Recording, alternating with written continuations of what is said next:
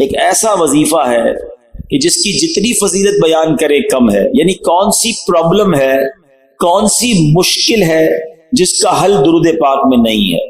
اگر یہ کہے کہ ہر مصیبت کے تالے کی چابی درود پاک ہے تو یہ شاید غلط نہیں ہوگا. ایک بار پھر محبت کے ساتھ باواز بلند درود پاک پڑھ لیں. صلو علی الحبیب محمد صلی اللہ علیہ وسلم. بڑے تاریخی واقعات ہیں، لیکن اس واقعے نے اس کائنات کو ہلا کے رکھ دیا. رہتی دنیا کے لیے ایک ایسی مثال بن گیا وہ واقعہ. ظلم و جفا کی ایک ایسی آندھی چلائی گئی. نبی پاک علیہ الصلوۃ والسلام کے پیاروں، آپ کی آل اور آپ کے نواسوں کے ساتھ جو کیا گیا کربلا کے میدان میں، کہ کئی دن کے بھوکے پیاسے ہیں، اور جس بات پر زیادہ تکلیف ہوتی ہے تو یہ سب کچھ کرنے والے بھی جو تھے وہ بھی کلمہ پڑھنے والے تھے، اپنے آپ کو نبی پاک ہی کا امتی کہنے والے تھے، اور انہوں نے آقا کی آل کے ساتھ ایسا کیا. وہ بھی 10 محرم الحرام ہی کا دن تھا. آج شب عاشور ہے. ہم بڑی زبردست لائٹوں میں سکون سے بیٹھے ہیں. تھوڑی دیر بعد اذان عشاء ہوگی، ہم نماز پڑھیں گے، شاید لنگر بھی کھائیں گے، گھر جا کے سو جائیں گے. تصور کیجئے تقریباً 1380 سال پہلے کربلا کے تپتے ریگستان پر بھی یہ رات آئی تھی. اس رات کیا ہوا تھا، اور اس رات سے پہلے کا سینیریو کیا تھا، کس طرح یہ قافلہ وہاں پہنچا تھا، اور کس تکلیف میں وہ رات گزاری تھی. ذرا سوچئے تو صحیح کہ آج میری اور آپ کی فیملی ساتھ ہو، اور ہماری فیملی کے ساتھ کوئی چھوٹی سی ڈیفیکلٹی آ جائے، ہم کہتے ہیں یار مجھ پر آ جائے غم نہیں ہے، بچوں پر، فیملی پر کوئی تکلیف نہ آئے. ہم اپنی فیملی کو، اپنے گھر والوں کو ہمیشہ کمفرٹ دینے کی کوشش کرتے ہیں. دینا بھی چاہیے. شریعت بھی یہی کہتی ہے کہ اپنی فیملی کے ساتھ اچھا برتاؤ رکھے، ان کو ٹیک کیئر کریں. مگر وہ بھی تو ایک فیملی تھی نا، اور وہ فیملی کتنی اعلیٰ، عرفہ اور کس مرتبے والی فیملی تھی. ذرا سوچو تو صحیح. جب تک یہ بات سمجھ نہیں آئے گی نا کہ یہ واقعہ جن لوگوں کے ساتھ ہوا تھا ان کا اسٹیٹس کیا تھا، ان کا مرتبہ کیا تھا، ان کا مقام کیا تھا، تب تک اس ظلم کی شدت کا اندازہ نہیں ہوگا. تب تک اس واقعے کی جو شدت ہے اس کا اندازہ نہیں ہوگا. یہ کون لوگ تھے؟ اللہ اکبر. نواسہ رسول امام حسن اور امام حسین وہ ہیں رضی اللہ تعالی عنہم، کہ آقا فرماتے کہ یہ دونوں جنت کے پھول ہیں. میرے یہ دونوں بیٹے، حدیث پاک کا مضمون ہے، جنتی جوانوں کے سردار ہیں. جنتی کہہ دینا ہی بہت تھا. جس کو جنتی کہا گیا، نبی پاک کی زبان سے جس کے لیے جنتی نکلا، وہ بڑی بات ہے. صرف جنتی نہیں، جنتی جوانوں کے سردار ہیں. یہ وہ لوگ ہیں. امام حسین کے بارے میں آتا ہے، آقا فرماتے حسین مجھ سے ہیں اور میں حسین سے ہوں. نبی پاک کے امام حسین اور امام حسن کا ایک بڑا کمال کا ایک لقب ہے. بہت سارے القاب بڑے بڑے بزرگوں کو ملے، مگر یہ لقب کسی اور کو نہ ملا، اور وہ یہ ہے راکب دوش مصطفیٰ. علماء بیٹھے ہیں، یہ کمال کی بات ہے. راکب کس کو کہتے ہیں؟ راکب کہتے سواری کرنے والے کو، سوار کو، ٹھیک ہے. دوش کہتے کاندھوں کو، یعنی نبی پاک کے کاندھوں پر سواری کرنے والے. ایک بار نبی پاک امام حسن کو کاندھے پر اٹھا کے کہیں جا رہے تھے، تو ایک صحابی رسول نے بڑے پیار سے کہا، حضور اے برخوردار تمہاری سواری کتنی اچھی ہے. بڑا پیار سے نبی پاک کے کاندھوں پر تھے کہ برخوردار تمہاری سواری کتنی اچھی ہے. نبی پاک نے بڑی محبت سے فرمایا، یہ بھی تو کہو سوار کتنا اچھا. Look at the love, look at interaction کیسا تھا، پیار کیسا تھا، محبت کیسی تھی. امام حسین کی سٹارٹنگ سنو. آپ مدینہ منورہ میں پیدا ہوئے، اور ایک اور بڑی یونیک بات شاید آپ کو پہلے نہ سنی ہو، امام حسن اور امام حسین وہ ہیں کہ ان کا جو دوسری زبان میں لفظ جو نام بنتا ہے وہ شبیر اور شبر بنتا ہے، مگر یہ جو نام تھے نا حسن اور حسین، آج ایک بڑا یونیک معاملہ چل رہا ہے. چلے لگے ہاتھوں اس پر بھی کچھ بات کر لیں کہ لوگوں میں کمپٹیشن چلا ہوا ہے کہ یار بچے کا نام جب بھی رکھیں نا تو ایسا رکھیں جو پورے خاندان میں کسی کا نہ ہو. اب یہ یونیکنیس کے چکر میں ایسی بڑی بڑی غلطیاں ہو رہی ہیں، اور جناب کبھی غیر مسلموں والے نام رکھ لیتے ہیں، کبھی ایسا نام رکھتے ہیں جس کا کوئی معنی ہی نہیں بنتا، اور کبھی ایسا نام رکھتے ہیں جس کا معنی بڑا ہی خراب بنتا ہے، لیکن بس الگ سے ہونا چاہیے. بھائی کیوں الگ ہونا چاہیے؟ انبیاء کے نام پر، صحابہ کے نام پر، اہل بیت کے نام پر ہمارے بچوں کے نام ہو تاکہ ان کی برکتیں ہمیں نصیب ہونا۔ امام غزالی تصوف کے امام ہیں، علماء بیٹھے کبھی بیٹھ کے پوچھئے گا ان کا نام کیا تھا، ان کے والد ان کے دادا کا کیا نام تھا۔ سنو، امام غزالی کا نام محمد، ان کے والد کا نام محمد، ان کے دادا کا نام محمد، آپ کا نام لکھا اس طرح جاتا ہے محمد بن محمد غزالی علیہ رحمۃ اللہ الوالی۔ ہم کہتے نہیں جناب یہ نام تو خاندان میں ایک ہو گیا، اب دوسرا نہیں چاہیے، ہیں؟ ایسا نہیں کیا کریں۔ برکتوں کے لیے نبی بیٹا جب بھی پیدا ہو، امیر اہل سنت کا بڑا پیارا انداز ہے، نام رکھتے ہیں محمد۔ اب پکارنے کے لیے کسی صحابی رسول، کسی اللہ کے ولی کے نام پر نام رکھیں تاکہ اس کی برکتیں نصیب ہوں۔ تو بہرحال لیکن یہ نام کیسے تھے؟ اللہ اکبر۔ حسن اور حسین روایتوں میں ملتا ہے یہ نام جنت سے جبریل امین لے کر آئے تھے، اور ان شہزادوں کے نام رکھنے سے پہلے یہ نام دنیا میں کسی اور کے نہیں تھے، گویا یہ مخفی رکھے گئے تھے۔ جب ان کے نام رکھے گئے تو اس کے بعد یہ نام پھر اب ان کی چاہت میں دنیا بھر کے لوگ رکھتے ہیں، اور رکھنا بھی چاہیے۔ بہرحال امام حسین رضی اللہ تعالیٰ عنہ کی آپ سٹارٹنگ دیکھیں۔ ہمارے گھر میں بھی بچہ پیدا ہوتا ہے، ہم کیا کرتے ہیں، چاہتے ہیں کہ کوئی بزرگ کان میں اذان دے دے اور ان کے زبان سے لگ کر کوئی خوراک، کوئی گٹی جو ہے وہ بچے کو کھلائی جائے۔ اچھی بات ہے، کرنا چاہیے، مگر امام حسین کی قسمت پر ہماری جانیں قربان کہ آپ کے کانوں میں سب سے پہلی آواز اگر کسی کی گئی ہے تو وہ رسول پاک کی آواز گئی ہے۔ اللہ کے حبیب نے سنایا کیا اپنے نواسے کو؟ اللہ اکبر۔ ذرا سوچو، حبیب خدا کی آواز ہے اور حبیب خدا اللہ کا نام سنا رہے ہیں۔ اللہ اکبر، اللہ اکبر۔ نبی پاک نے اذان دی ہے امام حسین کے کانوں میں، اور پھر جو سب سے پہلی خوراک امام حسین کے منہ میں گئی ہے، گٹی، نبی پاک کو کھجور چبا کر بھی دے دیتے۔ اللہ اکبر۔ براہ راست ڈائریکٹ نبی پاک نے اپنی مبارک زبان امام حسین کے منہ میں دے دی ہے۔ پہلی خوراک لعاب مصطفیٰ ہے صلی اللہ تعالیٰ علیہ وسلم، جو خاری کنویں میں جائے تو میٹھا کر دے، جو زخموں پر لگے تو زخم اچھا کر دے۔ لعاب دہن پر بات کریں تو گھنٹوں درکار ہیں۔ پہلی زندگی کی خوراک امام حسین کے شکم اقدس میں جا رہی ہے تو وہ نبی پاک کا لعاب دہن ہے۔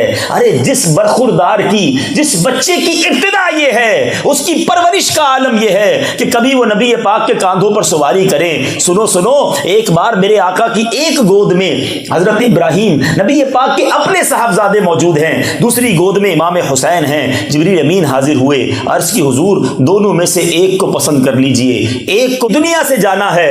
حضور نے کیا فیصلہ کیا؟ سنو، چوائس دی گئی نبی پاک کو۔ آقا کے قلب اقدس پر خیال گزرا کہ اگر ابراہیم دنیا سے جاتے ہیں تو مجھے رنج ہوگا، لیکن اگر حسین چلے گئے تو مجھے بھی رنج ہوگا، فاطمہ بھی تکلیف میں آئیں گی، مولا علی کو بھی تکلیف ہوگی۔ نبی پاک نے حضرت ابراہیم کی قربانی پسند کر لی۔ کچھ دنوں کے بعد نبی پاک کے اپنے صاحبزادے دنیا سے چلے گئے۔ اللہ کے نبی صلی اللہ تعالیٰ علیہ وسلم اب امام حسین کو دیکھتے تو فرماتے یہ میرا وہ بیٹا ہے جس پر میں نے اپنا بیٹا قربان کیا ہے۔ کمال دیکھیں، یہ وہ تھے۔ اب آپ کو اس واقعے کی شدت کا اندازہ ہونا چاہیے کہ کس کے ساتھ ہوا تھا۔ ایک اور بڑی عجیب بات، امام حسین کی شہادت کی خبر جبریل امین نے نبی پاک کو دے دی تھی کہ حضور انہیں جوانی میں کربلا کے میدان میں شہید کیا جائے گا۔ مولا علی کو معلوم تھا، بی بی فاطمہ کو معلوم تھا، مگر کسی نے اللہ کی بارگاہ میں یہ دعا نہ کی کہ یا اللہ یہ امتحان ٹال دے، یہ مشکل ٹال دے، یہ پریشانی حسین پر نہ آئے، یا اللہ یہ میری آنکھوں کا تارا ہے، اس کو نہ دیکھیں تو ہم بے قرار ہو جاتے ہیں۔ کسی نے دعا نہیں کی۔ Each and everybody is ready for that particular exam. اس امتحان کے لیے سارا گھرانہ تیار تھا۔ کیا میسج ملتا ہے؟ علماء برسوں سے ہمیں کربلا کا واقعہ سنا رہے ہیں۔ آج میں بھی آپ کو چاہوں تو پورا واقعہ کربلا سناؤں، جس کے لیے 2-3 گھنٹے کم از کم ملنے چاہیے، مگر ہم سب نے یہ واقعہ شاید کئی بار سنا ہے۔ میں آج آپ کے پاس جو آیا ہوں، کربلا کے اس واقعے سے میں نے اور آپ نے پیغام کیا لیا ہے، سیکھا کیا، تبدیلی کیا آئی۔ پہلا سبق لیجئے، امتحان کا معلوم تھا مگر تیاری تھی امتحان میں پیش ہونے کی۔ پیچھے نہ ہٹے، شکوے نہ کیے، شکایات نہ کی، کمپلین نہ کی، بلکہ کربلا کے میدان میں آنکھوں کے سامنے لاشیں گرتے رہے۔ کسی ایک اہل بیت کے فرد نے اللہ کی بارگاہ میں یہ نہ کہا کہ مولا ہم تو نمازیں بھی پڑھتے ہیں، ہم تو روزے بھی رکھتے ہیں، ہم تو آل رسول ہیں، اے اللہ نبی پاک تو ہمیں یہ کہا کرتے اور ہمارے ساتھ یہ ہو رہا ہے۔ انہوں نے نہ کہا۔ اور آج ہم پر تھوڑی سی مشکل آ جائے، تھوڑی سی پریشانی، تھوڑا سا کاروبار ڈاؤن، تھوڑا سا جاب میں پرابلم، تھوڑا ڈاکیومنٹس کا مسئلہ، تھوڑا فیملی ایشو ہے، تھوڑی طبیعت خراب، کیا کرتے ہیں؟ صبر یا شکوہ، کمپلین۔ کبھی کبھی تو ہم کسی سے بات کریں نا، بھائی آپ کی طبیعت کیسی ہے، بعد میں احساس ہوتا ہے نہیں پوچھتے تو اچھا تھا یار۔ اتنی لمبی لائن ہوتی ہے شکووں کی، ارے جناب کیا بتائیں، طبیعت بھی خراب ہے، کاروبار بھی ڈاؤن ہے، گھر میں بھی بڑے مسائل ہیں، پریشان ہی پریشان ہوں۔ بندہ کہے یار اللہ نے اس کو کوئی نعمت نہیں دی، کوئی زبان پر شکر نہیں ہے، کوئی شکوہ نہیں ہے۔ پہلا میسج تو کربلا کا یہ لے کے جاؤ نا کہ زبان پر شکوے رنج و علم لایا نہیں کرتے، زبان پر شکوے رنج و علم لایا نہیں کرتے، نبی کے نام لیوا غم سے گھبرایا نہیں کرتے۔ مشکل آئے گی، مجھے بتاؤ نا دنیا میں کون ہے جو آج کھڑا ہو کے کہہ دے مجھے کوئی پرابلم نہیں ہے؟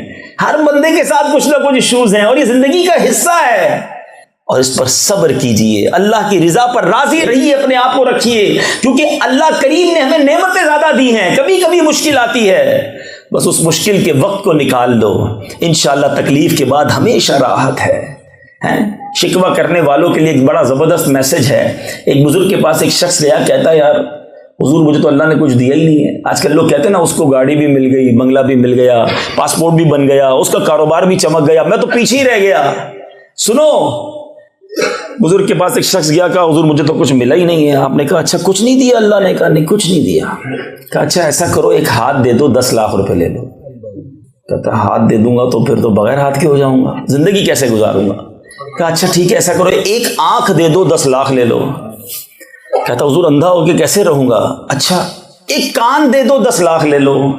کہتا بہرا ہو جاؤں گا حضرت، چہرہ ہی بگڑ جائے گا۔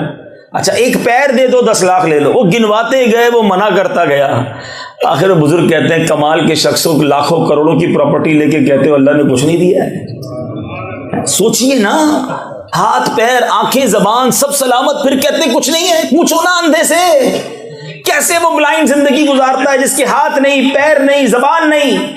اللہ نے مجھے اور آپ کو کروڑ سے اچھا بنایا، تھوڑی سی تکلیف پر کمپلین۔ قبلہ شیخ طریقت امیر اہل سنت ایک بڑا پیارا شعر لکھتے ہیں، آپ فرماتے ہیں پیارے مبلغ معمولی سی مشکل پہ تو گھبراتا ہے، پیارے مبلغ معمولی سی مشکل پہ تو گھبراتا ہے، دیکھ حسین نے دین کی خاطر سارا گھر قربان کیا۔ یہ مذہبی لوگوں کے لیے بھی میسج ہے، دین کا کام کرنے تھوڑا آگے بڑھتے ہیں، تھوڑا سا کوئی ناراض ہو جائے کہتے ہیں میں نے نہیں کرنا، میں نہیں مسجد کی خدمت کروں گا، بھائی کمیٹی کے لوگ بڑا مشکل کرتے ہیں، میں درس نہیں دوں گا، میں قافلے میں نہیں جاؤں گا، میں فلاں کام نہیں کروں گا، یار لوگ ساتھ نہیں دیتے، تھوڑی سی مشکل نیکی چھوڑ دی۔ ارے امام حسین نے تو جان قربان کر دی دین کے لیے، اور ہم تھوڑی سی مشکل کے لیے نیکی کے کام چھوڑ دیتے ہیں، جاب چھوڑتے ہیں اس مشکل کے لیے، ادھر تو یورو مل رہے ہوتے ہیں نا، دین کے کام سے لوگ فوراً بھاگ جاتے ہیں۔ ایسا نہ کریں، کام میں مشکل آئے گی، جو بھی دین کا کام کرے گا اس کے لیے رکاوٹیں آتی ہیں، کربلا والوں کو یاد کرتے ہوئے لگے رہیں، انشاءاللہ کامیابی آپ کے قدم چومے گی انشاءاللہ۔ آگے چلتے ہیں، اب امام حسین گئے کیوں کوفہ؟ یہ بڑا امپورٹنٹ کوسچن ہے۔ آپ تو مدینہ منورہ میں پیدا ہوئے، مدینہ منورہ میں آپ کی لائف گزری، اور بڑی شاہانہ سے مراد یہ کہ آپ لوگوں کی آنکھوں کا تارا، دلوں کا چین تھے، روضہ رسول سامنے اور نواسہ رسول مدینے میں، تو ہر شخص آپ کی تعظیم اور عزت کرتا تھا۔ مگر ہوا یہ کہ حضرت امیر معاویہ رضی اللہ تعالیٰ عنہ کی انتقال کے بعد یزید پلید نے اب تخت پر قبضہ کیا، اور اس کے بعد اس نے اپنا پیغام جاری کیا کہ میری بیعت کی جائے، میری اطاعت کی جائے۔ شام کے لوگوں نے تو اطاعت کر لی، کافی لوگوں نے، مگر کوفہ کے لوگوں نے امام حسین کو خط لکھے کہ حضور ہم اس شریر کی اطاعت نہیں کرنا چاہتے، آپ کرم فرمائیں، ہم آپ کے ہاتھ پر بیعت کریں گے۔ مدینہ شریف میں بھی کئی صحابہ کرام موجود تھے، ان کو بھی پیغام بھیجا گیا کہ آپ بھی یزید کے ہاتھ پر بیعت کریں، اور انہوں نے بھی بیعت نہیں کی۔ امام حسین اگر یزید کے ہاتھ پر بیعت کر لیتے نا تو مہینے کے لاکھوں لاکھ روپے آپ کو وظیفہ دیا جاتا، آپ کو زبردست عزت دی جاتی، آپ کو انعام و اکرام سے نوازا جاتا، بڑی بڑی آفرز کی گئی، سارے صحابہ کو بھی کی گئی اور امام حسین کو خاص کی گئی۔ یزید بھی جانتا تھا کہ اگر امام حسین نے بیعت کر لی پھر تو ساری دنیا کر لے گی نا، نبی کے نواسے ہیں۔ لیکن امام حسین جانتے تھے کہ یزید کے ہاتھ پہ بیعت کرنے کا مطلب یہ ہے کہ اب اس نے جتنے بھی غلط کام کرنے اس کو سرٹیفکیٹ مل جائے گا، انڈوز ہو جائے گا کہ امام حسین نے اس کی بیعت کر لی، پھر ٹھیک ہے سارا کچھ۔ امام حسین نے باطل کے آگے سر نہیں جھکایا، خود بھی بیعت نہیں کی، اور جو کوفہ سے کنٹینیو لیٹر آ رہے تھے وہ بھی آپ کے سامنے تھے۔ انہوں نے کہا حضور آپ آئیے، ہم آپ کا بھرپور استقبال کریں گے، عزت کے ساتھ آپ کو بٹھائیں گے اور آپ کے ہاتھ پر بیعت کریں گے۔ امام حسین نے مدینہ چھوڑا، بڑے رنج میں نبی پاک کے روضے پر پورے قافلے نے حاضری دی، آنسو بہائے، نبی پاک سے گویا الوداع مانگی اور وہاں سے مکے آ گئے۔ مکے شریف پہنچے تو بڑے بڑے صحابہ کرام امام حسین کے پاس آئے کہ حضور آپ نہ جائیں۔ اچھا یہ بھی صحابہ کو پتا تھا کہ امام حسین نے شہید ہونا ہے، تو اب یہ بھی خوف تھا صحابہ کے دل میں کہیں وہی واقعہ نہ ہو کہ امام حسین جائیں اور وہاں جا کے شہید نہ ہو جائیں۔ بڑی کوشش کی، امام حسین نے کہا چلو پھر اس کی بیچ کی راہ یہ نکالتے ہیں کہ پہلے کوئی نمائندہ بھیج دیتے ہیں جو وہاں کے حالات تو بتائے کہ جو لیٹر لکھا ہے ویسے ہی حالات ہیں کہ نہیں۔ اب جب یہ مشورہ ہوا تو پھر ڈیسائیڈ ہوا کہ حضرت مسلم بن عقیل رضی اللہ تعالیٰ عنہ کو کوفہ بھیجا جائے۔ وہ اپنے بچوں کو لے کر کوفہ پہنچے، ادھر زبردست استقبال ہوا، 10-12 ہزار لوگوں نے آپ کے ہاتھ پر ہاتھوں ہاتھ بیعت کر لی، امام حسین کی بیعت پر آپ کے ہاتھ پر بیعت کر لی ان کی نائبی کے طور پہ۔ جب انہوں نے حالات دیکھے کہ سب لوگ اتنی محبت کر رہے ہیں، حضرت مسلم بن عقیل نے خط لکھا امام حسین کو کہ حضور تشریف لے آئیے، یہاں تو ٹھنڈی سڑک ہے، سب چیزیں بہتر ہیں، ایوری بڈی ویلکمنگ اس، یہاں بڑا پیار مل رہا ہے۔ یہ خط امام حسین کو ملا، اور اب یہاں جیسے ہی پتا چلا، یزید کو پتا چلا کہ یہاں تو معاملہ الٹ ہو رہا ہے، تو اس نے ابن زیاد کو گورنر بنا دیا اور فوری طور پہ آرڈر جاری کیا کہ نعمان بن بشیر جو صحابی رسول ہیں ان کو معزول کیا جائے، کیونکہ وہ حضرت مسلم بن عقیل کو سپورٹ کر رہے تھے، ساتھ دے رہے تھے۔ فوری طور پہ ابن زیاد پہنچا، حضرت نعمان بن بشیر کو اس نے سائڈ پہ کیا، اور اب اس نے ایسی خطرناک پلاننگ کی کہ جو ہزاروں لوگ حضرت مسلم بن عقیل کا ساتھ دے رہے تھے ان کے سرداروں کو گرفتار کر لیا، اور سب کو کہا کہ اپنی قوم کو کہو کہ حضرت مسلم بن عقیل کا ساتھ نہ دے ورنہ تمہیں بھی مار دوں گا، تمہاری جائیدادیں بھی ضبط ہو جائیں گی۔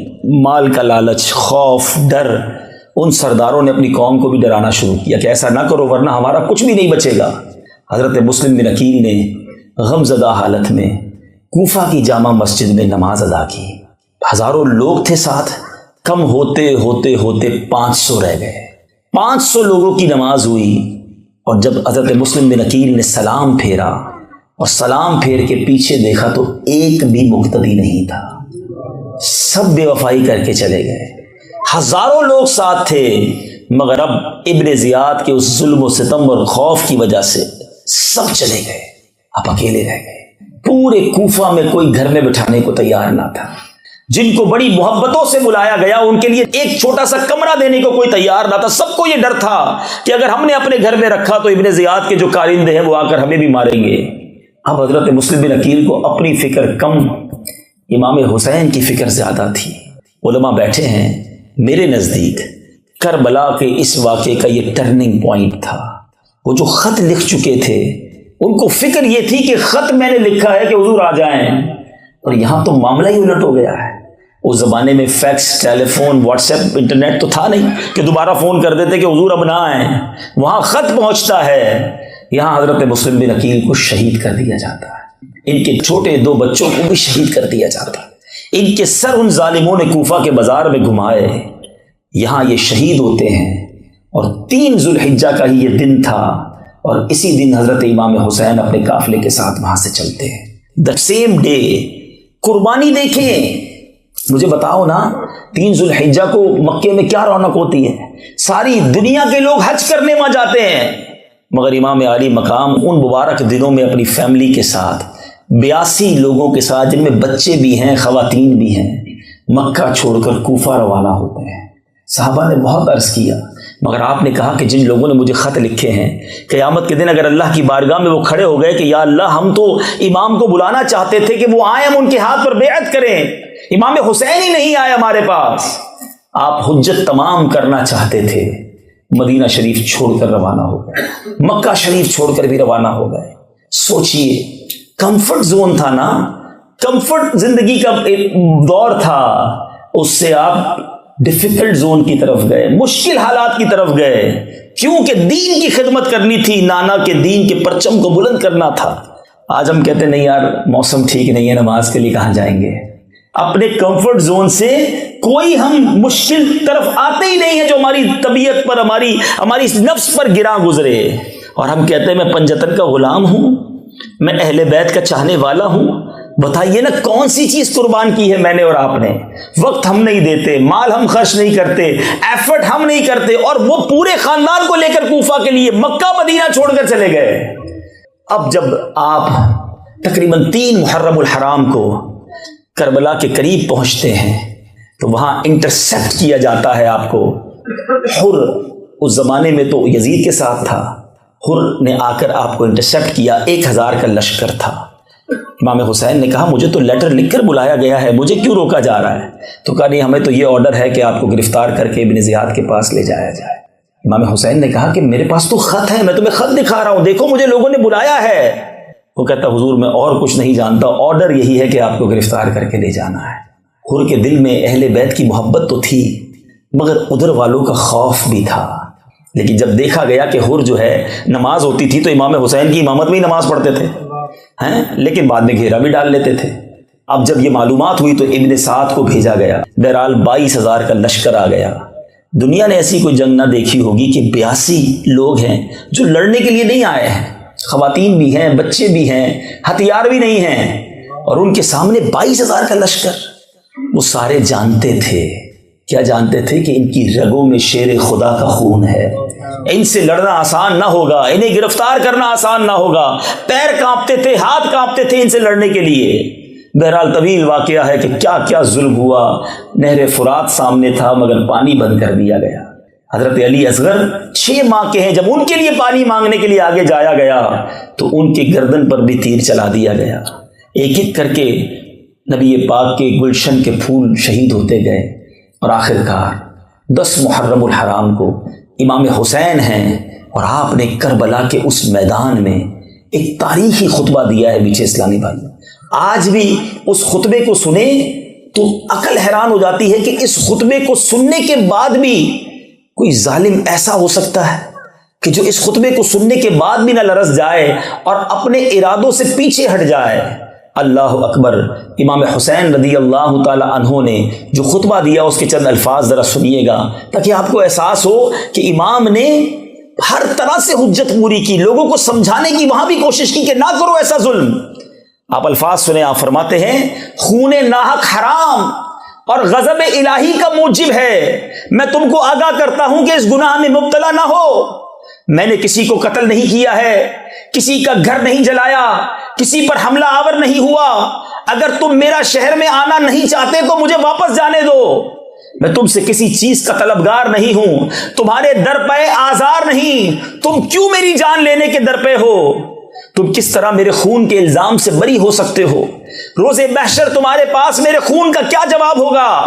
اپنا انجام سوچو, اپنی عاقبت پر نظر ڈالو, پھر یہ بھی سمجھو کہ میں کون ہوں. میں بارگاہ رسالت میں کس چشمے کرم کا منظور نظر ہوں. میرے والد کون ہیں, میری والدہ کس کی لخت جگر ہیں. میں انہی بطول زہرا کا نور دیدہ ہوں جن کے پل صراط پر گزرتے ہوئے عرش سے ندا کی جائے گی کہ اے اہل محشر اپنے سر جھکاؤ, اپنی آنکھیں بند کرو. خاتون جنت 70,000 حوروں کو رکاب سعادت میں لے کر گزرنے والی ہے.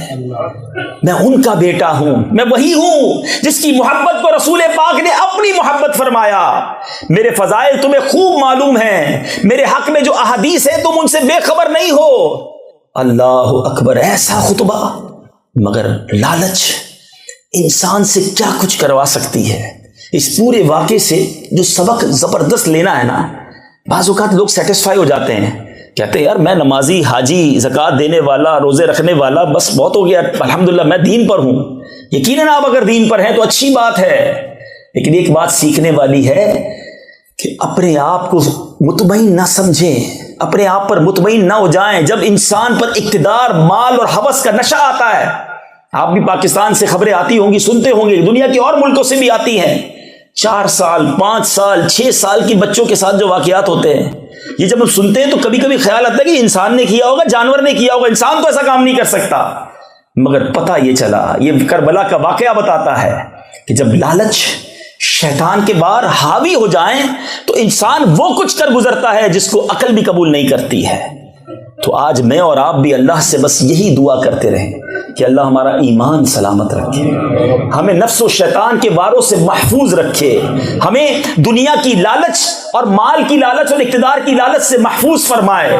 یاد رکھیے نبی پاک علیہ الصلوۃ والسلام فرماتے ہیں 2 بھوکے بھیڑیے بکریوں میں چھوڑ دیے جائیں، وہ اتنا نقصان نہیں پہنچاتے جتنا کہ مال اور مرتبے کا لالچ انسان کے دین کو نقصان پہنچاتا ہے. سمجھنا یہ ہے کہ ہمیں اللہ تعالیٰ مال اور اقتدار کے نشے سے اور اس کی لالچ سے محفوظ فرمائے. آج امام حسین کے چاہنے والے بیٹھے ہیں، کربلا والوں کے چاہنے والے بیٹھے ہیں، مگر آج مال ہی کی وجہ سے تو مسلمان شراب بیچنے پر مجبور ہو جاتا ہے نا. مسلمان بھی کہلاتا ہے اور خنزیر کا گوشت بھی بیچ رہا ہوتا ہے، مسلمان ہی کہلاتا ہے اور حرام روزی بھی کما رہا ہوتا ہے. یزید نے اور اس کے قافلے والوں نے مال کے لالچ میں تو یہ کیا تھا نا. مجھے بتاؤ، مال کی لالچ میں حرام کام کرنا حسینی طریقہ یا یزیدی طریقہ؟ اپنے آپ سے پوچھو نا.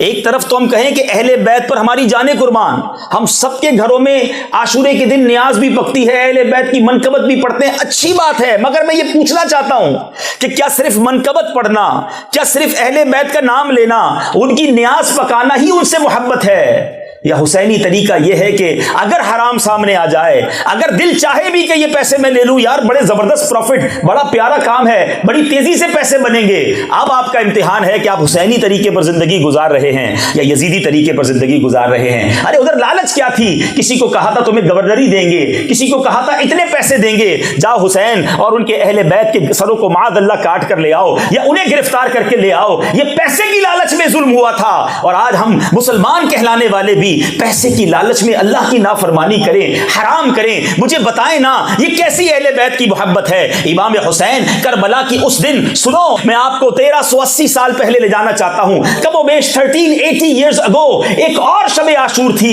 جب کربلا کا وہ میدان تھا. 2 طرف خیمے لگے تھے، ایک 22,000 کے خیمے تھے، ایک 72 یا 82 لوگوں کے خیمے تھے. سو بتاؤ مجھے اس رات کیا ہوا تھا، وہ رات گزری کیسی تھی؟ کربلا والے اہل بیت اطہار کے خیموں میں وہ رات بھی تلاوت ہوئی تھی، وہ رات بھی دعائیں ہوئی تھی، وہ رات بھی سجدے ہوئے تھے. اور بتاؤ وہ 22,000 کے خیموں میں کیا ہوا تھا؟ اس رات وہاں ناچ گانے ہوئے تھے، رقص و سرور کی محفلیں سجائی گئیں، شراب کے جام لٹائے گئے، ادھر جناب اللہ کی نافرمانیاں ہوئیں. میں آپ سے پوچھتا ہوں، بڑی تعداد میں ینگسٹر یہاں موجود ہیں، میں آپ سے پوچھتا ہوں بتاؤ تمہاری راتیں آج راتیں تمہاری یزیدی طریقے پر گزر رہی ہیں یا حسینی طریقے پر گزر رہی ہیں؟ ہماری راتیں فلموں کے ساتھ گزرتی ہیں، ہمارے لوگوں کی راتیں آج انٹرنیٹ پر گندے مناظر دیکھ کر گزرتی ہیں، آج معاذ اللہ دوستوں کے ساتھ شراب خانے میں گزرتی ہیں، آج ایسی جگہوں پر جا کر گزرتی ہیں جہاں اللہ کی ناراضگی ہوتی ہے. بتاؤ نا شب عاشور یزیدی طریقہ کیا تھا؟ یہی تو کام انہوں نے کیے تھے. اور حسینی کیمپ میں، حسینی خیموں میں کیا تھا؟ تلاوت تھی، نمازیں تھیں، دعائیں تھیں. بتاؤ ہماری رات کیسے گزرتی ہے؟ عشاء بھی قضا ہوتی ہے، فجر بھی قضا ہوتی ہے، رات کلمہ پڑھتے پڑھتے نہیں، رات فلمیں دیکھتے دیکھتے ہم سوتے ہیں. بتاؤ نا یہ کیسی اہل بیت سے محبت ہے؟ مرنا نہیں، قیامت کے دن اہل بیت سے ملاقات نہیں کرنی. کیا جواب دو گے امام حسین کو؟ کیا جواب دو گے علی اصغر کو اور علی اکبر کو رضی اللہ تعالی عنہم اجمعین؟ ارے ہم تو چاہتے ہیں ان کے پیچھے پیچھے جنت میں جائیں، لیکن اگر بروز قیامت انہوں نے پوچھ لیا کہ تم نے کیا کیا ہے میرے نانا کے دین کے لیے، ہم تو سر کٹا کر آ گئے، پرچم گرنے نہیں دیا، کمپرومائز نہیں کیا نا. ایک ہی تو کمپرومائز تھا، مان لیتے یزید کی ہیں، اور آج ہم روز کمپرومائز کرتے ہیں. کیا کریں جناب، ہالینڈ میں رہتے ہیں، کرنا پڑتا ہے، دوستوں کی خوشی کے لیے کرنا پڑتا ہے. ارے جناب بچے کی شادی ہے، شادی میں سب کرنا پڑتا ہے. ہم کاروبار میں غلط نہیں کریں گے، دوسرے کرتے ہیں اس لیے کرنا پڑتا ہے. ہر بات میں کمپرومائز، ہر بات میں دین بیچ دینا. بتاؤ نا یہ کیسی اہل بیت سے محبت ہے؟ یہ کیسی امام حسین کی غلامی ہے؟ ارے وہ سر کٹا گئے، سر نہ جھکایا، اور ہم تھوڑے یورو دیکھ کر پھسل جاتے ہیں. تھوڑے دوستوں کو خوش کرنے کے لیے، سب کو خوش کرنے کے لیے رب کو ناراض کرتے ہیں. کیا جواب دیں گے اہل بیت کو؟ आओ मेरे मीठे इस्लामी भाइयों, जिंदगी में कई शबे आशूर आई हैं। आज की शबे आशूर जिंदगी में टर्निंग पॉइंट ले आए। आज की शबे आशूर मेरी जिंदगी को बदल दे कि मैं वाकई पंजतन का गुलाम हूं, मैं नबी पाक की आल का गुलाम हूं, इनके कदमों पर मेरी जाने कुर्बान, मगर मैं इनके तरीके पर जिंदगी गुजारूंगा। इमाम हुसैन को जब शहीद किया जा रहा था, जरा मंजर तो सोचो, चारों तरफ खानदान वालों की लाशें हैं, जवान अली अकबर भी शहीद हैं, अली असगर जैसे नन्हे महकते फूल भी शहीद हो चुके हैं, मगर इमाम हुसैन क्या कहते हैं, मुझे थोड़ी देर चाहिए। और उस वक्त क्या किया मेरे इमाम ने, उस तपती रेत पर भी सजदा किया। हालत सजदा में आपका सर काटा गया। क्या मैसेज मिला करबला के दिन? सुनो ना, कहती है ज़मीन करबो बला, इस शान का सजदा खेल नहीं। इमाम हुसैन ने यह सजदा करके बता दिया कि नाना का नवासा तो तलवारों के साए में भी सजदा करे। ए नाना का कलमे पढ़ने वालों उम्मतियों, तुम्हारी फर्ज नमाजें कज़ा हो जाती हैं। लोग कहते हैं यार फजर में आंख नहीं खुलती है, दोपहर जोहर में जॉब पे बिजी होता हूं, असर में ट्रैफिक में फंस जाता हूं, मगरिब और इशा में थक जाता हूं। ये बहाना चलेगा? जिसकी फजर जाती है, मेरा उससे सवाल है, तुम्हारी फजर में आंख नहीं खुलती, 7 बजे जॉब पे कैसे पहुंच जाते हो? कोई ऑफिस मीटिंग हो तो टाइम कैसे पर मिल जाता है? कभी ऐसा हुआ कि कोई ये कहे यार सुबह 6 बजे फ्लाइट थी, आंख नहीं खुली? 6 बजे फ्लाइट हो, 3 बजे एयरपोर्ट पहुंच जाते हैं, 4 आदमियों को बोल के सोते, भाई उठा देना कहीं फ्लाइट ना निकल जाए। कभी नमाज की फिक्र की इतनी? करबला का वो सजदा बताता है कि सजदे की अहमियत क्या है। खुदारा मीठे इस्लामी भाइयों, आज ये पैगाम लो ना, आओ पक्की सच्ची नीयत करो कि आज के बाद हमारी कोई नमाज कज़ा नहीं होगी। ऐसा नहीं, ऐसा नारा लगाएं कि शैतान इधर से दूर भाग जाए। आज नीयत करें कि आज के बाद हमारी कोई नमाज कज़ा नहीं होगी इंशाअल्लाह अज़्ज़ व जल। फिर आइए, इमाम हुसैन का उन जालिमों ने सर अक़दस तन से जुदा किया। जुल्म तो देखो, आपके सर को नेज़े पर फिराया गया, मगर मेरे इमाम का सर था ना, ये वो सर अक़दस था जो नबी चूमा करते थे सल्लल्लाहु ताला अलैहि वसल्लम। आपके लबों को मेरे आका ने चूमा। सुनो क्या हुआ, इमाम हुसैन के सर अक़दस से नेज़े पर है, मगर तिलावत कुरान की आवाज़ आ रही है। ये इमाम हुसैन की करामत है कि आपके सर से जो नेज़े पर है, जिस्म से जुड़ा हुआ नहीं, तिलावत की आवाज़ आ रही है। ए पंजतन के गुलामों सुनो, इमाम हुसैन तो नेज़े पर तिलावत करें हैं, और हमें कुरान पढ़ना ही ना है, पूरा साल कुरान ना खोलें हैं। मैं आपसे पूछूं कि बताइए व्हाट्सएप कब ऑनलाइन हुआ था, तो आप कहेंगे अभी आपके बयान के दौरान भी ऑनलाइन किया था थोड़ी देर पहले। अच्छा भाई, फेसबुक कब किया था, तो वो 1 घंटा पहले ऑनलाइन हुआ था। फला सॉफ्टवेयर तो 2 घंटे पहले, फला तो 4 घंटे पहले। कुरान कब ऑनलाइन किया था? वो रमजान में ऑनलाइन किया था। अब कब इरादा है, अगले रमजान में मौका मिलेगा तो कुरान खोलेंगे। सारे सॉफ्टवेयर रोज कई बार ऑनलाइन, कुरान ऑफलाइन। और आपको पता है, जब मैं और आप कब्र में जाएंगे ना, सारे सॉफ्टवेयर ऑफलाइन हो जाएंगे, कुरान कब्र में भी ऑनलाइन रहेगा। तो उसको थामो ना जो कब्र में काम आएगा। कुरान पढ़ने का टाइम नहीं है, कुरान समझने का टाइम नहीं है। आओ ये पैगाम लो करबला के उस मैदान से, the message of Karbala for all of you, कि इंशाअल्लाह हम रोजाना कुरान पाक पढ़ेंगे। ये है हुसैनी तरीका ना, ये है अहले बैत से मोहब्बत का अंदाज। यकीनन न्याज बनाना, याद मनाना, जलसे करना, मरकबत पढ़ना बड़ी अच्छी बात है, मगर मजा ये है कि इस बार कोई कहे यार तुम तो बड़े चेंज हो गए हो, 5 वक्त नमाज पढ़ रहे हैं, रोज कुरान पढ़ रहे हैं, झूठ नहीं बोलते, वो हराम रोजी भी छोड़ दी तुमने। तो आप कहें कि बस अहले बैत की मोहब्बत दिल में ऐसी घर कर गई है कि ये आशूरा आया, मेरी जिंदगी को बदल के चला गया। ये जिंदगी का टर्निंग पॉइंट बनाओ आज।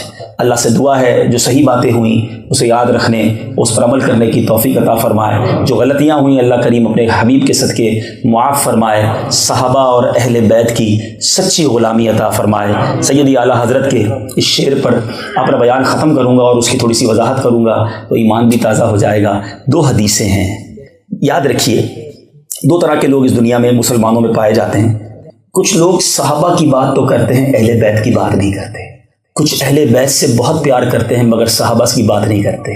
अल्लाह ने मुझे और आपको वो अल्हम्दुलिल्लाह अकीदा अता किया है अहले सुन्नत व जमात को। अल्हम्दुलिल्लाह हम सहाबा से भी बेइंतहा प्यार करते हैं, अहले बैत पर हमारी जानें कुर्बान है। अब ये क्यों है? नबी पाक फरमाते हैं, अस्हाबी कन नुजूम फबी अय्यिहिम इक्तदैतुम इह्तदैतुम। मेरे सहाबा स्टार्स, सितारों की मानिंद है, इनमें से जिनकी भी इक्तिदा करोगे हिदायत पा जाओगे। اور ایک اور جگہ نبی پاک فرماتے ہیں صلی اللہ تعالیٰ علیہ وسلم، جس کا مضمون ہے کہ میری آل جو ہے وہ امت کے لیے کشتی نوح کی مانند ہے، جو اس میں سوار ہو گیا اس کا بیڑا پار ہو جائے گا۔ صحابہ کیا ہیں؟ ستارے۔ آل کیا ہے؟ نبی پاک کی کشتی۔ سید اعلیٰ حضرت کمال کی فراست اور دانائی رکھتے ہیں، آپ نے ایک ہی شعر میں ہمارا عقیدہ بھی بیان کر دیا اور ہمیں زبردست خوشخبری بھی سنا دی۔ دیکھیں پہلے کے زمانے میں کیا ہوتا تھا، اگر سمندر پار کرنا ہے اچھی کشتی چاہیے اور ستارے چاہیے جو راستہ بتائیں، کیونکہ اب تو کمپاس وغیرہ آ گئے، پہلے تو ستارے سے لوگ راستہ ڈھونڈتے تھے۔ سید اعلیٰ حضرت کیا کہتے ہیں، ذرا سنیے گا ان دونوں حدیثوں کو کیسے موتیوں کی طرح پرویا ہے۔ آپ فرماتے ہیں